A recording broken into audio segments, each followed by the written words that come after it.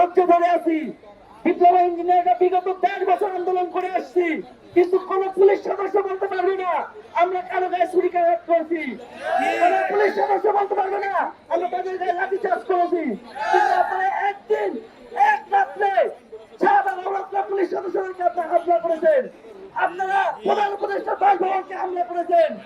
আপনার যদি ধৈর্য না হয়, ডিপ্লোমা ইঞ্জিনিয়াররা যদি ধৈর্য না হয়, আমরা কি করতে পারি সেটা আমরা 78 দেখিয়েছি, 13তে দেখিয়েছি।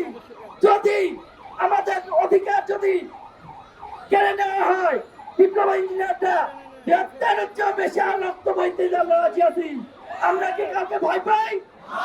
আমরা কাউকে ভয় পাই না। আমরা আমাদের রক্তের অধিকার, আমরা রক্তের মাধ্যমে যে অধিকার আদায় করেছি সেই অধিকার আমাদের রেখে দিব। যদি কেউ এই অধিকার কেড়ে নিতে আসতে চায়, তার আমরা দাঁত ভাঙা জবাব আমরা দিতে পারি। সেই অধিকার আমরা 13 সালে বারবার আমরা দেখিয়েছি। ডিপ্লোমা ইঞ্জিনিয়াররা 10ম গ্রেড আপনাদের মাধ্যমে, টেবিল টকের মাধ্যমে আমরা পাই নাই, আমরা রাজপথে রক্ত দিয়ে আমরা 10ম গ্রেড পেয়েছি।